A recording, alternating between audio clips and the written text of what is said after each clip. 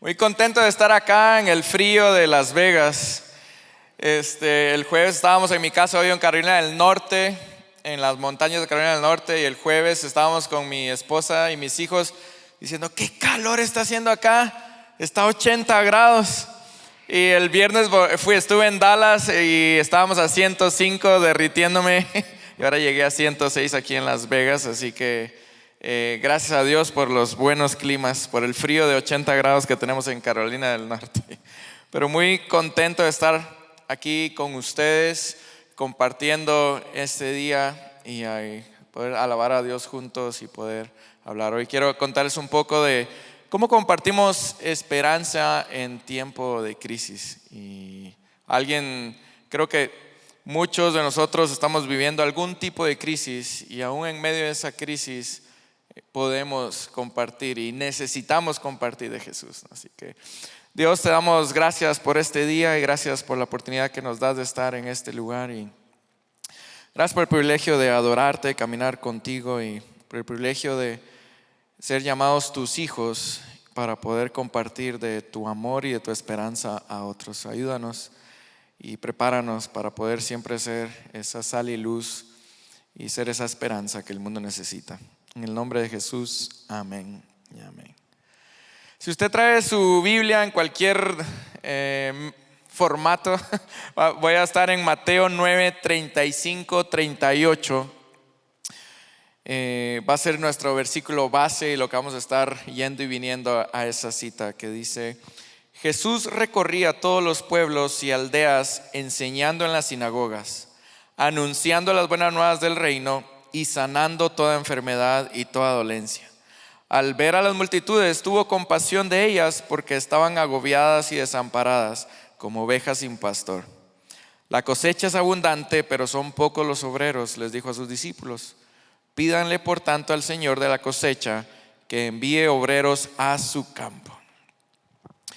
Este versículo, si usted ha leído Mateo, es justo después. Este es el segundo discurso que da Jesús, y es justo después del Sermón del Monte, donde Él habla una serie de milagros, donde hace un recorrido por Galilea, esas comunidades. Algunos dicen que eran unas 200 ciudades y villas que había en ese lugar que Él andaba recorriendo.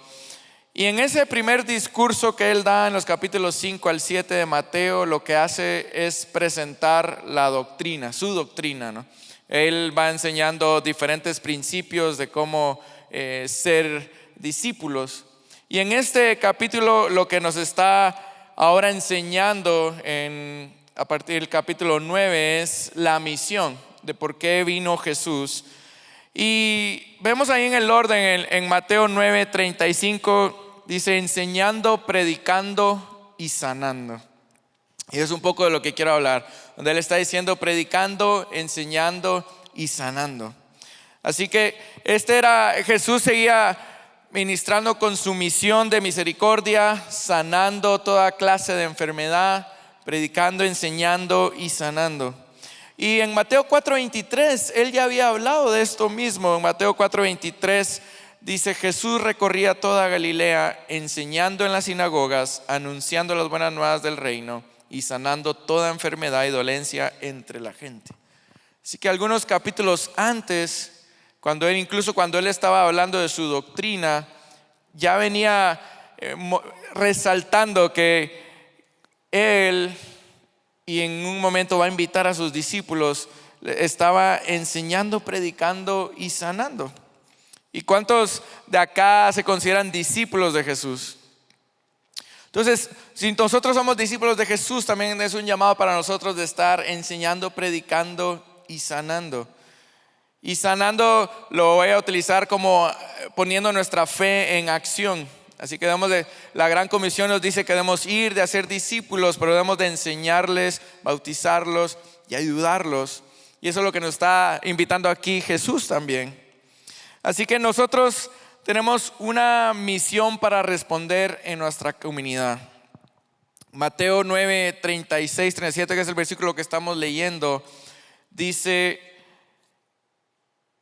al ver las multitudes, tuvo compasión de ellas, porque estaban agobiadas y desamparadas. Aquí una palabra clave es al ver. Jesús no únicamente pasó de largo en las comunidades, como muchas veces nosotros hacemos cuando hay una comunidad necesitada, sino que Él se detuvo a ver, puso atención. Como el pastor Edgar dijo, soy de Guatemala. Guatemala es considerado que el 75% de la población es cristiana, pero al mismo tiempo Guatemala es el número 1 en pobreza, en alfabetismo y en muchas cosas malas. Entonces, ¿qué está pasando con todos nosotros los cristianos que pasamos de largo a la necesidad? Y muchas veces esa necesidad se convierte parte de nuestro paisaje y decimos, sí, allá donde está la gente pobre, y seguimos de largo. Allá donde está la comunidad en necesidad y seguimos de largo. Y no nos detenemos a ver, como está diciendo aquí Jesús, al ver. Y Él no únicamente vio, sino que dice, al ver, tuvo compasión. Y muchas veces también nosotros quizás si vemos, wow, ahí está esta familia en necesidad, que Dios la bendiga, voy a orar por ellos, y seguimos de largo, ¿no? Pero Jesús los vio, Jesús se detuvo, tuvo compasión. Compasión quiere decir que fue vulnerable. Compasión dice que es sentir una profunda simpatía, una intensa emoción. Algunos incluso en una significado que encontré, dice que tener compasión es cuando a uno se le retuerce los intestinos. Una emoción tan fuerte que se le retuerce a uno los intestinos. Imagínense, Jesús vio a esa comunidad y tuvo compasión. Y Él nos está invitando también a que nosotros tengamos compasión de nuestro vecino. Quizá nos cae bien, quizá nos cae mal, pero todos necesitan de Jesús. Él sigue con esa gran pasión con la que llegó a la tierra de hablar del reino de Dios. Así que en ese recorrido por las comunidades, Él vio, se detuvo, fue vulnerable y tuvo compasión. Otra palabra clave dice, la cosecha es abundante. Estamos saliendo o todavía en la pandemia, donde hemos visto mucha gente en crisis, mucha gente en necesidad. Y sumado a la pandemia vienen otras noticias alarmantes que uno ya no sabe qué hacer, y es como que, como dicen, no me acuerdo si en México o en Guatemala, nos está lloviendo sobre mojado, ¿verdad? Y Jesús estaba diciendo ahí, la cosecha está lista, las personas están listas para escuchar la esperanza. Hay necesidad en todos lugares, incluso nosotros estamos en necesidad. Y Él resalta algo ahí donde dice que los líderes que debieron haber sido sus pastores, los líderes de ahí de Israel que debieron haberles mostrado el amor de Dios, que debieron de haberles enseñado del amor de Dios, no lo estaban haciendo. Y por eso dice que entonces mismo Jesús iba a venir a ser pastor de esta comunidad. Y en ese versículo sigue diciendo, pero los obreros son pocos. Así que Jesús tuvo compasión, vio que la cosecha era abundante, pero al mismo tiempo se da cuenta que los obreros son pocos. Usted sabe, hay una estadística ahorita, dos estadísticas. Una donde dice que los jóvenes están abandonando la iglesia, que las personas están abandonando la iglesia. Pero interesantemente, al mismo tiempo la estadística, los estudios están diciendo que ellos están abiertos a escuchar de fe, de temas espirituales, que ellos están buscando significado de vida. Pero tristemente la iglesia no está yendo. Nosotros como cristianos no estamos compartiendo la esperanza que tenemos. Y eso es lo importante de esta cita, que esta invitación de Jesús, de que podamos tener compasión por las personas alrededor de nosotros. Que podamos, en medio de la crisis, nosotros ser esa sal y luz que la Biblia nos invita a hacer. Que le demos sabor a nuestra comunidad, que podamos brillar en medio de los problemas. Y que podamos orar, como está diciendo ahí el versículo, dice: oren al Señor que está a cargo de la cosecha, pídenle que envíe más obreros a sus campos. Oremos que Dios nos envíe a nosotros, que nos traiga compasión por esas personas necesitadas, compasión por mi familiar, por mis amigos. Y tú puedes hoy hacer una lista corta de unos 2, 3 nombres y comprometerte a orar por esos 2, 3 nombres y empezar a tener compasión por esas personas. Así que vemos que Israel estaba abatido, doblegado, tenía muchos problemas sociales y religiosos. ¿Ustedes creen que esa descripción es similar a algunas de nuestras comunidades? Estaba doblegada, abatida, estaba en muchos problemas, tenía muchas cargas sociales y religiosas. Es como que estuviera describiendo muchas de nuestras comunidades actuales. Y en ese momento, en esa situación es donde Jesús le está diciendo: oren que Dios envíe más obreros. Oremos que Dios nos envíe a nosotros a ser ese remanente que va a estar llevando esperanza. Nosotros tenemos esa esperanza. Si nosotros ya tomamos la decisión de aceptar a Jesús, tenemos esa esperanza en nosotros para poder compartirla con otros. Y quiero hablarte de 3 puntos de cómo se identifica la iglesia, que la iglesia somos nosotros como personas. Número 1, la iglesia somos embajadores de Jesús. Nosotros somos los representantes aquí en la tierra de Jesús. Dice 2 Corintios 5:20: así que somos embajadores de Cristo, como si Dios los exhortara a ustedes por medio de nosotros. En nombre de Cristo les rogamos que se reconcilien con Dios. Número 2, somos el cuerpo de Cristo. Así tan bella, hermosa y tan guapos que se ven todos, ustedes saben que ustedes y yo somos lo más cercano a Jesús que las personas a nuestro alrededor van a ver. Tu vida, tu testimonio, tu forma de ser, tu forma de trabajar, tu forma de vivir, tu forma de ser vecino, eso es lo más cercano a Jesús que las personas van a ver. ¿Qué tipo de Jesús está viendo las personas?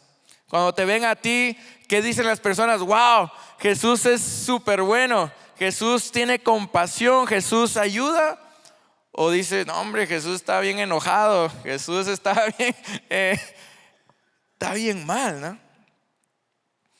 Entonces nosotros somos el cuerpo de Cristo, lo más cercano a Jesús que las personas van a ver. Número 3, nosotros somos ministros. Jesús nos redimió, Jesús nos perdonó nuestros pecados, Jesús llegó a nuestras vidas para que ahora nosotros ayudemos a alguien más a encontrar esa esperanza y esa luz. Así que nosotros estamos como en un trabajo de un ministerio de cuidado emocional, espiritual y ayuda física, donde en esos 3 aspectos podemos presentar el amor de Dios. Estamos enseñando, predicando y sanando. Cuando nosotros ponemos eso en nuestras vidas, de poder ser los embajadores, el cuerpo de Cristo, los ministros, es como Jesús con los discípulos que estaba ahí enseñando, predicando y sanando. Y nuestro mundo está en crisis. Creo que eso no es nada oculto para nadie. Nuestra sociedad está en crisis. Nuestro país, acá en Estados Unidos, nuestros países de donde venimos están en crisis. Pero Israel también estaba en crisis cuando Jesús llegó. Y Jesús fue el primero en responder ante una crisis. En Juan 3:16 vemos que dice: porque tanto amó Dios al mundo que dio a su Hijo unigénito para que todo el que cree en Él no se pierda, sino que tenga vida eterna. Imagínense, Jesús estaba en el cielo, ahí en un lugar celestial, sin necesidad de incomodarse, sin necesidad de ir y dejar todo. Pero Él dijo: el mundo está en crisis, yo no puedo dejar que eso siga igual, tengo que hacer algo. Y Él dejó su lugar celestial para venir aquí a la tierra, abrir sus brazos y recibirnos. Y muchas veces nosotros podemos: ay, no, es que no puedo dejar mi aire acondicionado porque está muy caliente para ir a hablarle a mi vecino. Jesús dejó todo por nosotros. Así que dejar nuestro aire acondicionado o hacer un pequeño sacrificio nunca se va a comparar al tamaño del sacrificio de Jesús. Y eso es lo que nos está pidiendo Jesús. Tenemos un Dios amoroso que quiere que nosotros que amemos a nuestro prójimo también. Y saben, antes de cualquier crisis que estemos viviendo, antes que venga una crisis más grande, dicen las estadísticas que la mayoría, el 75 al 90% de las personas estamos viviendo algún tipo de crisis, pequeña, mediana, grande. Y cuando viene una crisis más grande, lo único que hace es como esa gota que rebalsa el vaso. Pero ya todos estamos viviendo un tipo de crisis. Hace 2 semanas tuve la oportunidad de estar en Uvalde, Texas. No sé si ustedes han escuchado las noticias del tiroteo ahí en la escuela en Uvalde. Y con el ministerio que trabajamos teníamos capellanes trabajando ahí. Yo pude llegar a estar una semana con ellos. Llegué martes y estaba escuchando las historias de mamás que perdieron a sus niños ahí, de pastores que estaban ahí tratando de ayudar. Un pastor es el director de la casa funeraria que está al lado de la escuela, que fue el que recibió a los niños y fue el primero que recibió disparos también. Y él llorando de: no entiendo por qué yo estoy vivo y por qué los niños están muertos. Otros pastores diciéndome: yo soy un ex marín y por qué fui tan cobarde que no fui a ayudar a los niños y me quedé aquí atrás. Otros pastores solo sin decir nada corrían a abrazar y a llorar. Que para el miércoles yo estaba sumado con mi familia está de lejos, cansancio. Mi crisis personal se estaba rebalsando con esta crisis de que me estaban ellos echando. Que yo iba manejando, me tuve que arrodillar y empecé a llorar y gritar en el carro. Solo le mandé un texto a mi esposa: por favor, ora por mí, porque aquí rebalsé. Y muchas veces así nos pasa a nosotros también. Me doy cuenta, tengo 2 hijos, uno de 5 años, uno de 2 años. Los que son papás acá han de saber que la increíble felicidad y paciencia que uno debe tener con esas edades. Y como latino, que me educaron muy bien con la chancla y el cincho, la vara y todo. Mi esposa es americana, así que no conoce esa teología. Entonces, a veces mi primera reacción es: voy a ir a traer la vara rapidito. Y mi esposa: no, es que así no aprenden. Y yo: pues es que así aprendí yo, y mira, no salí tan mal. Y a veces me dan ganas de darle un varazo, pero una vez me acuerdo que estaba con la vara aquí en la mano, mi niño de 4 años: no papi, porque ya le había dado algo una vez, entonces ya estaba: no. Y comprendí cómo cuando uno está en esa crisis y si viene esa desesperación, uno está cansado y está: ¿por qué no obedeces? No sabes que vengo de trabajar, estoy cansadísimo. Qué fácil es empezarle a dar una vara y nunca parar hasta uno sacar todo el estrés ahí.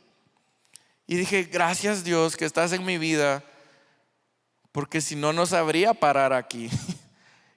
Porque a veces yo preguntaba: ¿cómo un padre de familia puede matar a sus niños? ¿Cómo un padre de familia puede lastimar a sus hijos? Y comprendí que es esa crisis, que cuando no tenemos a Dios, cuando no tenemos a esperanza, es tan fácil explotar en la crisis. Pero Jesús vino en esa misión de rescate. Vino a ayudar a sacarte a ti, a mí, a pasar esa crisis. No quiere decir de que Él nos va a extraer de la crisis, sino lo que va a hacer es ayudarnos a cruzar la crisis. Porque si no, vemos el ejemplo de Daniel en la fosa de los leones o sus amigos ahí en el horno de fuego. Ellos estaban orando: Dios, ayúdanos. Pero la Biblia no dice de que no entraron al fosa de los leones y no entraron al horno de fuego, sino que dice entraron ahí y el ángel, Dios, estaba ahí con ellos. Sí, cuando estamos en crisis no quiere decir que no vamos a tener crisis, sino que tenemos la esperanza que Dios va a estar con nosotros en esa crisis. Y una crisis puede ser una tragedia, algo repentino, inesperado, algo desafiante, algunas amenazas que trajeron lesiones graves. Es algo abrumador que excede nuestras capacidades normales de manejar una situación. Y la crisis nos afecta a todo, ¿no? Nos afecta la seguridad, la confianza, las relaciones, la comodidad, la fe, la familia, los sueños, la esperanza. Y si nosotros no estamos firmes en Jesús, esa crisis nos puede hacer tambalear. La crisis que estamos viviendo como país, la crisis que están anunciando que va a venir. Imagínense eso de todas las noticias hablando de crisis financiera que viene, y quizás nos ponemos nerviosos, nos ponemos: ¿y qué va a suceder? ¿Y qué va a pasar con los trabajos? ¿Qué va a pasar con esto? Y Dios dice: tranquilo, yo estoy aquí contigo. Dice Mateo 11:28: vengan a mí todos ustedes que están cansados y agobiados, y yo les daré descanso. Tenemos esa esperanza de que Dios está con nosotros. Y yo les dije que el tema era compartir esperanza en tiempo de crisis, así que quiero decirte algunos ejemplos de qué no decir y tal vez qué decir en medio de un momento de crisis. Y algo que nosotros decimos muy normal cuando alguien está pasando algo malo, y quizá puede ser que falleció algún familiar, que perdió a algún amigo o algo, lo primero muchas veces que preguntamos es: ¿cómo estás? Y eso es muchas veces lo peor que podemos preguntar, porque ya sabemos cómo están, ya sabemos que están mal. Y el cómo estás ya se ha convertido en algo tan usual también, que muchas veces decimos: hola, ¿cómo estás? Y no nos detenemos, seguimos de largo. Hey, hermano, ¿cómo ha estado hoy? Y seguimos de largo, y casi que orando que no me detenga porque no tengo tiempo para escucharlo, ¿no?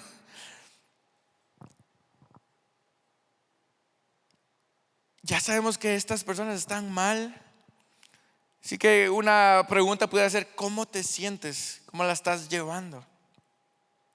Pero con la intención de verdad de tenerte a escuchar y estar sin distracciones, estar sin ¿y cómo te sientes? Y no, permíteme, es que me están escribiendo un texto, ¿no? Sino poner la atención completa a escuchar. Cosas que no se deben decir es: sé cómo te sientes. Yo perdí a mi papá hace 4 años y tengo amigos que perdieron a su papá. Y aunque los dos perdimos al mismo familiar, digamos, nunca podemos entender cómo se sintió el otro, porque la relación que este amigo tuvo con su papá era muy diferente que mi relación con mi papá. Es que nunca vamos a saber cómo se siente alguien más. Podemos relacionarnos, pero no saber cómo se siente. Sé feliz con lo que te queda. Eso fue una frase que escuchamos de un cristiano que decía: es una mamá que tenía 3 hijos, perdió a un hijo y le dijeron: sé feliz con lo que te queda, te quedan 2 hijos, mira. Y muchas veces como cristianos en un momento de crisis somos los que más dañamos, y como las personas que más amamos son los que muchas veces más dañamos a alguien más.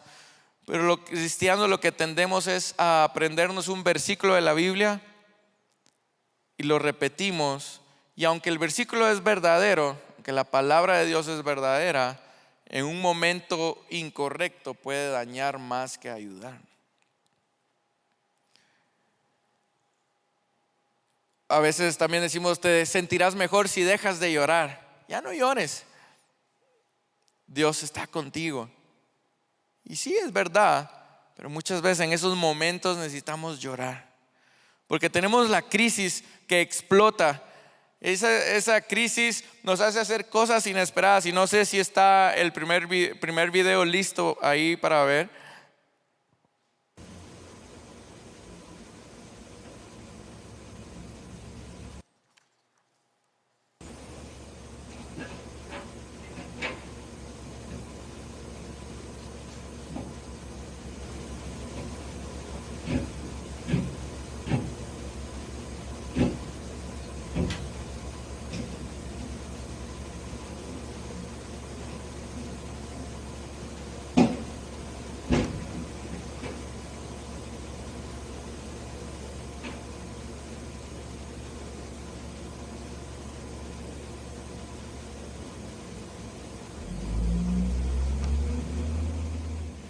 ¿Usted cree que esa persona se levantó feliz y estaba en una vida plena? ¿Qué se imagina que estaba sucediendo en esa escena? A ver si alguien comparte ahí de donde esté sentado. Se estaba peleando, quizá habría, no sé cómo pagar, no me sirvieron mi desayuno, cosas diferentes. Y cómo eso muchas veces así reaccionamos nosotros, ¿no? Con algo pequeño y se nos explota la bomba. Se viene la bomba atómica de algo tan pequeño, pero es esa falta de esperanza, esa falta de paz que tenemos cuando estamos lejos de Jesús, cuando estamos lejos de Dios. Y esa es la esperanza que el mundo necesita. Y que nosotros como cristianos tenemos un mensaje para compartir. Ese amor de Dios que llegó a nuestras vidas es para que nosotros lo llevemos a alguien más, para que lo compartamos con alguien más, para que ayudemos a esas personas a sentir que hay esperanza en medio de su crisis. Cuando están ahí ahogándose, saber de que hay alguien esperándolos, que les está extendiendo la mano para poder ayudarles a salir.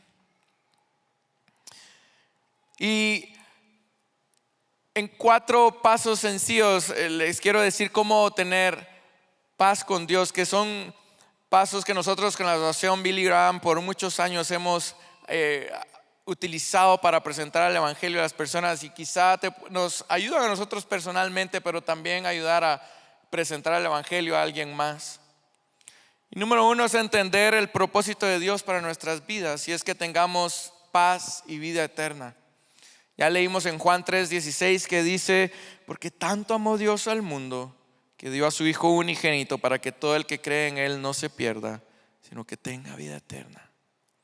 Cuando Dios nos creó, cuando Adán y Eva estaban en el Edén, estaban en una vida plena con Dios. Y ese era el propósito de Dios, que tuviéramos esa vida perfecta en paz con Dios, con nosotros mismos, con los demás. Pero tristemente vino algo, y es el punto número 2. Vino un problema que la Biblia lo llama pecado. En Romanos 3:23 dice: pues todos han pecado y están privados de la gloria de Dios. Así que ese pecado, esa maldad que nosotros tenemos, nos separa de la paz, nos separa del propósito inicial con el que Dios nos creó. Y realmente nosotros no podemos cambiar nuestro pasado. Por muchos años el hombre ha tratado de llegar a Dios a través de las buenas obras, a través de la filosofía, a través de la religión, a través de la moralidad. Pero realmente solo hay un puente que nos puede volver a conectar con Dios, y es Jesucristo. Y ese puente, ese remedio, Él nos lo dio cuando llegó a la cruz, que es el punto número 3. El remedio que Dios nos ofrece es la cruz. Que número 1, entender que Dios te creó a ti y a mí con un propósito de tener paz y vida eterna. Pero tenemos el pecado que nos ha separado de Dios, ese problema grande que únicamente lo podemos arreglar cuando entendemos que Jesús dio su vida por nosotros en la cruz. Porque 1 Timoteo 2:5 dice, porque hay un solo Dios y un solo mediador entre Dios y los hombres, Jesucristo hombre. Así que Jesús tiene ese poder de ayudarnos a vencer todo pecado. Y aunque lo que estamos viviendo parezca algo insalvable, algo imperdonable, Jesús ahí en la cruz ya pagó por nuestros pecados. Y lo único que tenemos que hacer, es el punto número 4, es dar un paso y recibir a Jesús en nuestros corazones como nuestro Señor y Salvador. Dice Juan 1:12, mas a cuantos lo recibieron, a los que creen en su nombre, les dio el derecho de ser hijos de Dios. Pero sabes que la indecisión misma puede ser una decisión que nos aleje de esa paz. Porque imagínate si tú compras un boleto de avión o un boleto para ir a ver un partido de fútbol o un show o algo, un boleto para ir a algo. Puede ser que ya tengas ahí el ticket, pero el día del evento tienes que tomar la decisión de ir o no ir. El avión, si tú llegas tarde, te va a dejar, se va a ir. El show, si tú llegas tarde, va a empezar, no te va a esperar, se va a ir. Así que esa indecisión nos puede afectar también. Y esa es una decisión que nadie más puede tomar por nosotros. Nuestra esposa no puede hacerlo, nuestro esposo no puede hacerlo, nuestra novia, novio, la iglesia no puede hacerlo, sino que es una decisión propia de aceptar a Jesús como nuestro Señor y Salvador. Jesús dijo, yo les he dicho estas cosas para que en mí hayan paz. En este mundo afrontarán aflicciones, pero anímense, yo he vencido al mundo, dice Juan 16:33. Así que para tener paz debemos conocer a aquel que puede darla, que es más, cuantos lo recibieron, a los que creen en su nombre les dio el derecho de ser hijos de Dios. Y sabes algo, acá en Estados Unidos, el pueblo hispano estamos tomando un lugar muy relevante, muy importante en la sociedad. Actualmente estamos siendo la fuerza laboral. Estamos siendo un poder económico en el país también.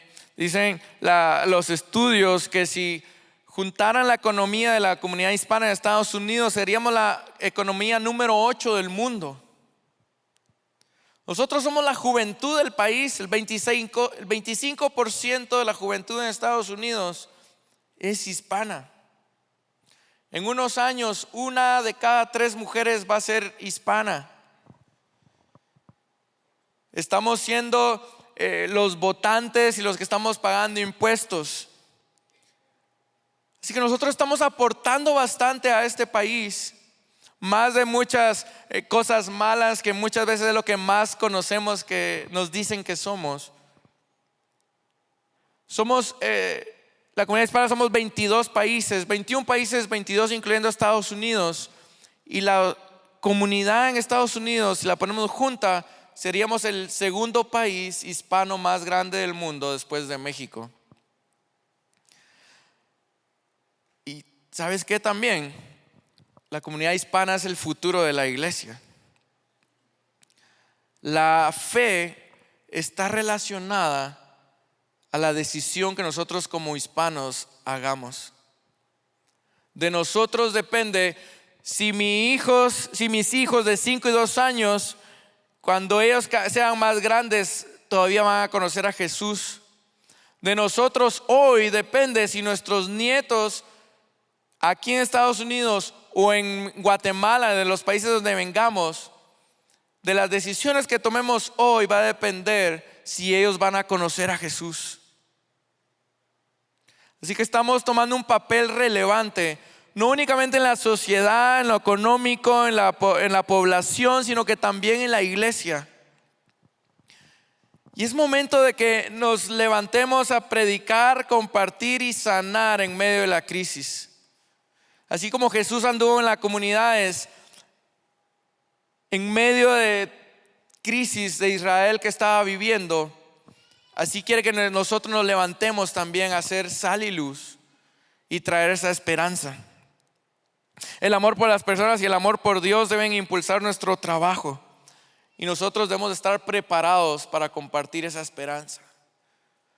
Preparados para cuando alguien venga a preguntarte: ¿y cómo le estás haciendo?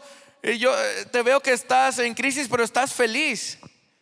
Y que podamos decir: estoy feliz porque tengo mi esperanza puesta en Jesús, tengo mi esperanza puesta en Dios. Y quiero que vean este video, si está listo.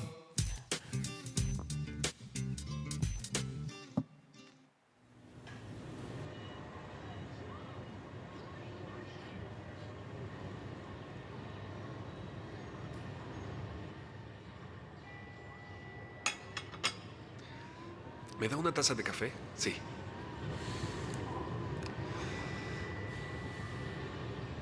Gracias. ¿Cómo está? Gracias.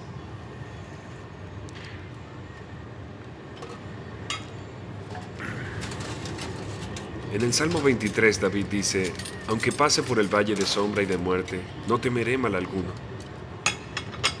El valle es una depresión extendida que parece ir en una sola dirección.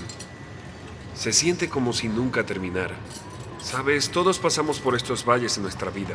Podríamos estar entrando en el medio de él o quizás a punto de salir del valle. Y el valle viene en diferentes formas y tamaños.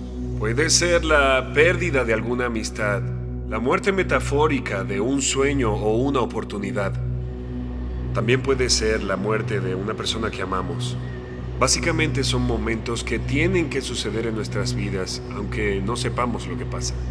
En Eclesiastés dice que hay un tiempo para todo. Hay un tiempo para reír y hay un tiempo para llorar. Es esa temporada de luto, esa temporada de dolor.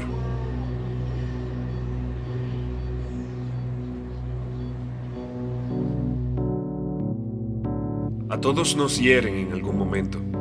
Todos experimentamos el dolor del valle de sombra y de muerte. Cuando estamos en ese dolor, sentimos que durará para siempre.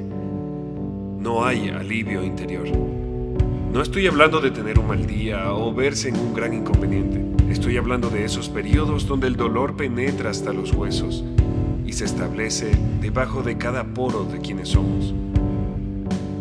Entonces, ¿a dónde vamos durante ese luto? ¿A dónde llevamos todos esos pensamientos y heridas? Jesús dijo: aquellos que estén de luto, hagan eso, estén de luto. Pero también nos dio una promesa para ser consolados. Así que para aquellos que están en el valle sin ninguna compañía, tendrán consuelo. Y queremos ayudar, queremos estar allí para las personas.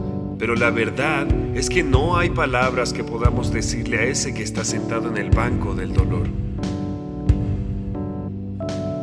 Tratas de hacer chistes, crees que la risa le cambiará el ánimo, pero no parece funcionar.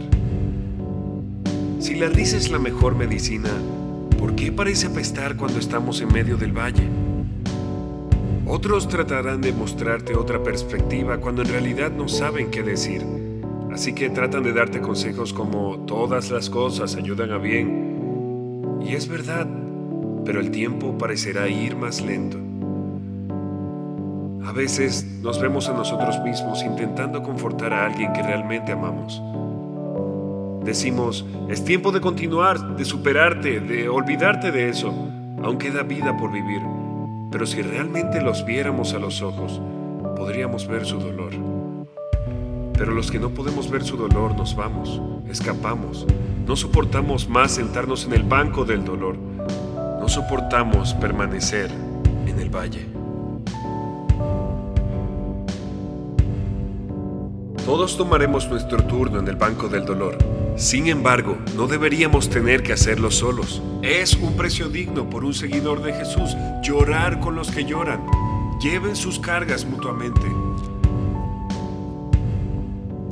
Debemos dar el paso y acercarnos a la persona que sufre y nunca subestimar el poder de tu compañía. Cuando alguien se siente en el banco del dolor, hay algo muy íntimo que se comparte con la persona herida. San Francisco dijo: comparte de Jesús con otros y si es necesario, usa palabras.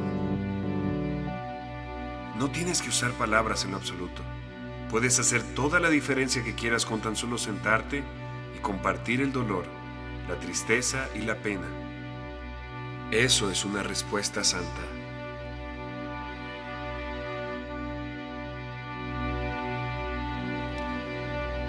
Que tú eres la oración de alguien más. Tú puedes ser la respuesta a la oración de alguien más. Tú eres quizá puede ser el camino para que alguien más encuentre esa esperanza, esa paz que alguien necesita en su crisis. Muchas veces no tenemos que hablar, solo es abrazar, estar, sentarnos. Y quizá algunos de nosotros no estamos seguros si estamos listos para encontrarnos con Dios y decimos: no estoy listo, no sé si yo tengo esa paz también para compartirla, esa esperanza para compartirla. Y me gustaría hacerte la pregunta: quizá te gustaría recibir a Cristo, o quisieras reconciliarte con Dios hoy. Y me gustaría invitarte a que vengas y tomes la decisión de hacerlo Señor y Salvador de tu vida. Lo único que necesitas hacer son estos 4 puntos que les comenté. Número 1 es reconocer tu necesidad, decir: Dios, soy un pecador. Jesús, soy un pecador.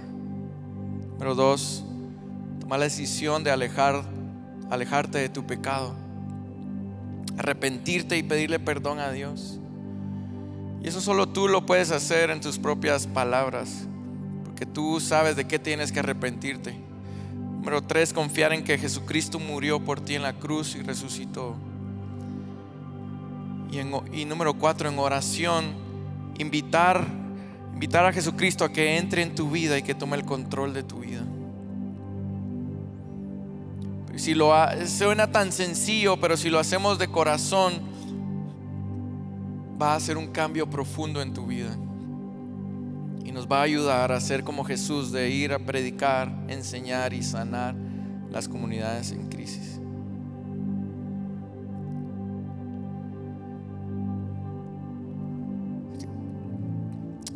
Dios, te damos gracias. Solo quiero decirte que somos pecadores y queremos arrepentirnos de nuestro pecado, y te pedimos perdón. Creo que Jesucristo es tu Hijo. Creo que Él murió por mi pecado y que lo resucitaste, y quiero que Jesús entre en mi corazón y que tome el control de mi vida. Ayúdanos a encontrar esa esperanza, esa paz que solo tú nos das para poder llevarla con alguien más, y ayúdanos a confiar en Jesús como nuestro Señor y Salvador y seguirlo a Él desde ahora en adelante. Y esta oración la hacemos con todo nuestro corazón, en el nombre de Jesús. Amén.